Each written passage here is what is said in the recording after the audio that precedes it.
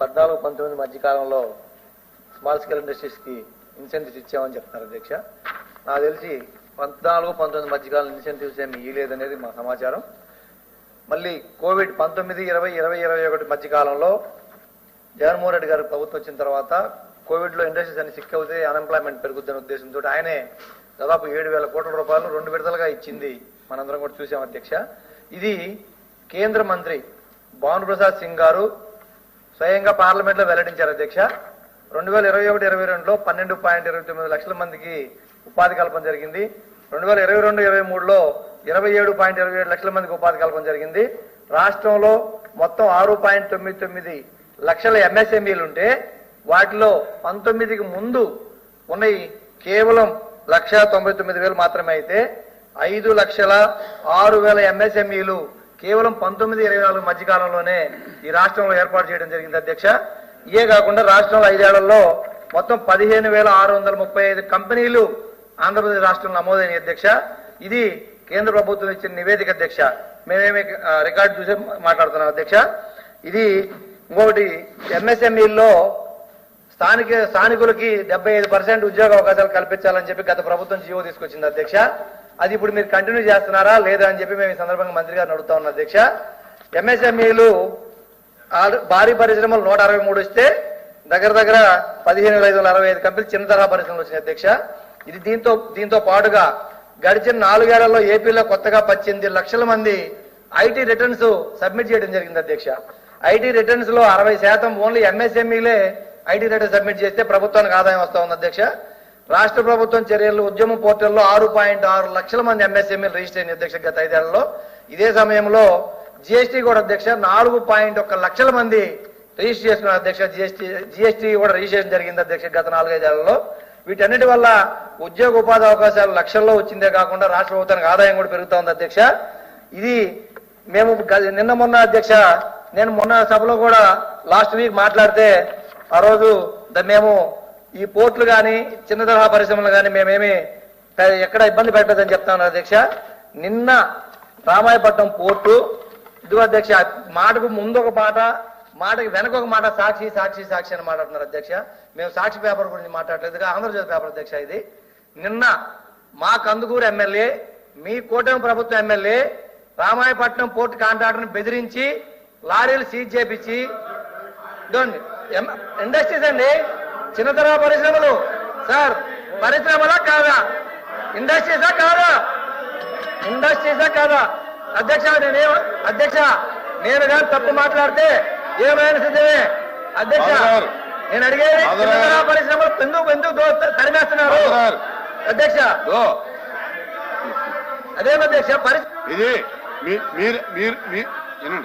మీరు అడిగినటువంటి 1 మినిట్ కూర్చోండి.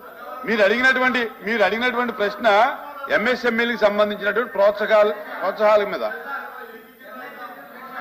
విమర్శకు వెళ్ళొద్దు దయచేసి. అవును నేను చెప్పాను, చెప్పానండి. ఇప్పుడు చెప్పాను మీరు అడిగిన ప్రశ్న మీరు అడిగింది ఎంఎస్ఎంఈ ప్రోత్సాహాల మీద. మంత్రి గారు ప్లీజ్ కూర్చోండి. మంత్రి 1 మినిట్ మంత్రి గారు మాట్లాడినవా మాట్లాడింది కానీ అధ్యక్ష పూర్తిగా మళ్ళీ చెప్పొచ్చు అధ్యక్ష. వాస్తవం ఉంటే చెప్పొచ్చు అధ్యక్ష. ఈరోజు ప్రశ్న మీరు సమాధానం చెప్పడం మళ్ళీ సప్లిమెంటరీస్ రావడం జరుగుతుంది. ఇప్పటికే చాలా ఆలస్యమే. అయితే ప్రశ్న మనం చూస్తే అధ్యక్ష తమరు కూడా చెప్పారు ఎంఎస్ఎంఈలకు ప్రోత్సాహకాలు. పోర్టు గొడవ ఏంది అధ్యక్ష? ఇక్కడ ఎంఎస్ఎంఈల గురించి మాట్లాడితే చెప్పడానికి మా మంత్రి గారు సిద్ధంగా ఉన్నారు. పోర్టు మంత్రికి లేదు అధ్యక్ష. మీరు ఏదో మాట్లాడి పత్రికల్లో వచ్చిందంతా వాస్తవాలని మీరు మాట్లాడతానంటే ఇప్పుడు దానికి సంబంధించిన మంత్రి రావాలి కదా అధ్యక్ష చెప్పడానికి. దయచేసి నేను గౌరవ సభ్యులు మాధవరావు గారు వారు మా జిల్లాకు సంబంధించిన ఎమ్మెల్సీ సార్. ఇప్పుడు గతంలో ప్రకాశం జిల్లాలో ఉన్న ఇప్పుడు నెల్లూరు జిల్లా ఎమ్మెల్సీ సార్. వారికి అన్ని క్షుణ్ణంగా తెలుసు. నెల్లూరు జిల్లాలో చాలా ఎక్కువ అభివృద్ధి ఇవాళ పారిశ్రామికంగా జరుగుతూ ఉంది. పోర్టులు వస్తున్నాయి, అనేక ఇండస్ట్రీస్ వస్తున్నాయి, ఎయిర్పోర్ట్స్ వస్తున్నాయి. ఇవన్నీ ఒకవైపు జరుగుతూ ఉంటే ఇలాంటి వ్యాఖ్యలు చేసి అభివృద్ధి నిరోధకగా మనం ఆడ అడ్డుపడే ప్రయత్నం చేయడం వారికి మంచిది కాదు. వారు కందుకూరు ప్రాంతం వారు ఎమ్మెల్యే అక్కడ ఏదైనా జరిగిందని మీడియాలో వస్తే మీరు దయచేసి మీడియాలో సమాధానం చెప్పండి. అంతేగాని ఇది ఒక అలవాటు అయిపోయింది అధ్యక్ష వాళ్ళకి. మేము ఇంట్లో ప్రెస్ మీట్ పెడతాం, మీరు శాసనసభలో సమావేశం చెప్పండి అన్నారు ఒకడు, వాళ్ళ నాయకుడే అధ్యక్ష. ఇప్పుడు మమ్మల్ని కూడా పేపర్లో వస్తే ఈయన ఇక్కడ అడిగితే మేము చెప్పాలంట. కాబట్టి మనం క్వశ్చన్ కి ఆన్సర్ కి రెస్పాన్స్ అయితే మనం బాగానే ఉంటుంది. ఇప్పుడు మమ్మల్ని చెప్పన్నారు దేవాదాయ శాఖ, చెప్పాం, అడిగారు, చెప్పాం. అంతవరకు సమాధానం ఉంటే సరే గాని మనం దీన్ని డిబేట్ చేస్తామంటే ఎట్లా అధ్యక్ష? ప్లీజ్ మీరు దయచేసి మీరు అడిగినట్టు మధ్యలో నేను చెప్పాలని పూర్తిగా చెప్పలేమని బ్రేక్ చేస్తున్నారు అధ్యక్ష. చెప్పి పూర్తయిన తర్వాత మీరు సమాధానం చెప్పడం నాకు అభ్యంతరం లేదు అధ్యక్ష. మేము ఎందుకంటే పోర్టు మాకు 75 సంవత్సరాల కళ మా నియోజకవర్గానికి కాబట్టి మేము మాట్లాడుతున్నాం ప్రతిసారి కూడా. ఏమధ్యక్ష ఎట్లా కాదు నేను ఎందుకు పోర్టు విషయం తీసుకొచ్చానంటే, అరే పోర్టు విషయం ఎందుకు వచ్చిందంటే ఎంఎస్ఎంఈ క్వశ్చన్ గురించి మాట్లాడండి అధ్యక్ష. నేను అడుగుతుంది ఎంఎస్ఎంఈ ఇండస్ట్రీలు రావాలంటే ఎలా వస్తాయి అధ్యక్ష? దానికి మౌలిక వస్తువులు కావాలి, పోర్టు కావాలి, ఎయిర్పోర్ట్ కావాలి, అన్ని కావాలి అధ్యక్ష. అవన్నీ వెళ్ళిపోతున్నాయి ఇప్పుడు. దీని వల్ల అడుగుతున్నా నేను. మేము పోర్టు వాళ్ళు పోర్టు గురించి మాట్లాడట్లేదు. పోర్టు ఆగిపోతే మా ఏరియాలో ఒక్క ఇండస్ట్రీ కూడా రాదు. నేను గట్టిగా చెప్తాను అధ్యక్ష. ఈ రోజు ఇండోసాల్ వచ్చిందంటే కేవలం పోర్టు వచ్చింది కాబట్టి ఇండోసాల్ వచ్చింది. రేపు మీ పెట్రోకెమికల్ గాడి ఎలా వస్తుంది? పోర్టు లేకుండా ఎన్ని వస్తాయా? మీరు దయచేసి మేము అడిగే క్వశ్చన్ పూర్తిగా అర్థం చేసుకున్న తర్వాత మీరు ఇంటరప్ట్ చేయండి, లేకపోతే సమాధానం చెప్పండి. కానీ ప్రతిదానికంటే మాకు పోర్టుకి అన్ని ముడిపడి ఉన్నాయి అధ్యక్ష. మా ప్రాంతం కరువు ప్రాంతం. 30,000 మంది అధ్యక్ష, 30,000 మంది ఉపాధి లేక హైదరాబాద్, బెంగళూరు, చెన్నై పోయి మా వాళ్ళు ఉన్నారు అధ్యక్ష. 30,000 మంది ఊరలు పెట్టిపోయారు అధ్యక్ష మా నియోజకవర్గం నుంచి.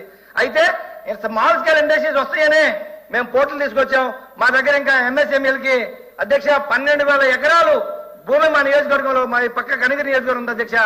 అది రాజశేఖర రెడ్డి గారు అధ్యక్ష, రాజశేఖర రెడ్డి గారు దాన్ని మంత్రి గారు మాట్లాడినప్పుడు మీరు కాదు, కూర్చోండి అధ్యక్ష. మంత్రి గారికి అవకాశం ఇస్తాం, మీరు కూర్చోండి అధ్యక్ష. మంత్రి గారు సార్ 1 మినిట్ చెప్పండి అధ్యక్ష. రామాయపట్నం పోర్టు ఆయన కళ నా కళ కాదు అధ్యక్ష. ఇది భారతదేశ సమగ్ర భౌగోళిక స్వరూపంలోనే అనేక పోర్టులు బ్రిటిష్ సామ్రాజ్యవాదులు వదిలి వెళ్ళిపోయేటప్పుడు మనకిచ్చిపోయిన సంపద అధ్యక్ష. చెన్నపట్నం దగ్గర నుంచి అలాగే ఇవాళ శ్రీకాకుళం, ఒరిస్సా వరకు అనేక పోర్టులు వచ్చాయి అధ్యక్ష. అందులో రామాయపట్నం పోర్టు కూడా ఒకటి. మీరు ఎందుకు చేయలేకపోయారు అధ్యక్ష? 5 సంవత్సరాలు ఏం చేశారు అధ్యక్ష? రామాయపట్నం పోర్టు గురించి నేను చెప్పాలి అధ్యక్ష. అధ్యక్ష నేను చెప్తాను అధ్యక్ష. నా జిల్లా అది. దయచేసి మీరు వింటే రామాయపట్నం మీరేం చేశామో మేమేం చేస్తున్నామో చెప్పండి సార్.